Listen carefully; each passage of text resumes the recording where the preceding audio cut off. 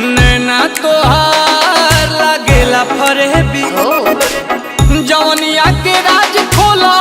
बोला ए जान बोला नहाता रुके करनाल से रस चूसे लो कोनो फल से कि धोवे लो गुलाब जल से रस चूसे लो कोनो फल से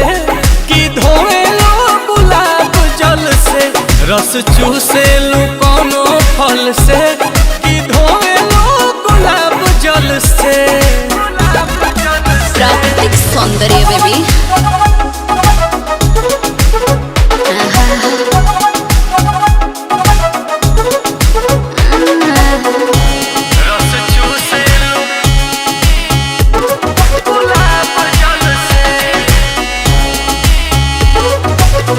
नशीली आंखों का नशा उस पे बोतल का मजा दीवाना सबको बनाती हो इतनों को अरे तड़पाती हो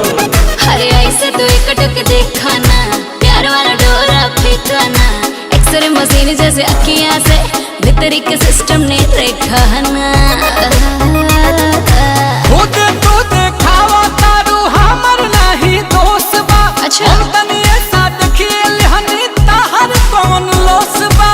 काय देखोगे देखी के डरे से ताहर दीपी होता रे से हमर पानी परेशान कल से ओ रस चूसे लो कोनो फल से कि धोवे लो गुलाब जल से रस चूसे लो कोनो फल से कि धोवे लो गुलाब जल से रस चूसे लो कोनो फल से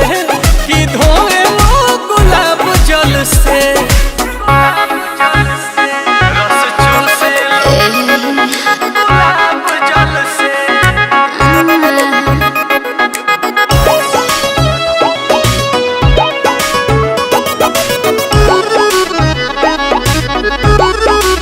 बटे हम नेचुरल ब्यूटी हो जब देखे कहे हम की क्यूटी हो दिल के गुलाम बनी कह लोगा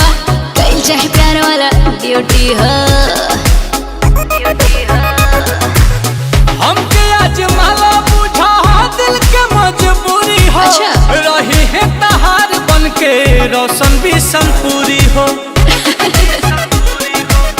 लाभ मिलिया करानी दिलावा के धागा रानी जोड़ो नील कमल से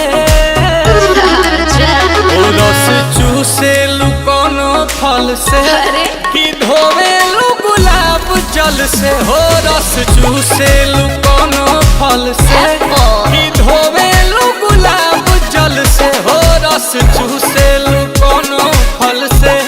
कि धोवे लू गुलाब जल से ऐसा ना कि दूध से नहाई ले मक्खन लगाई ले चल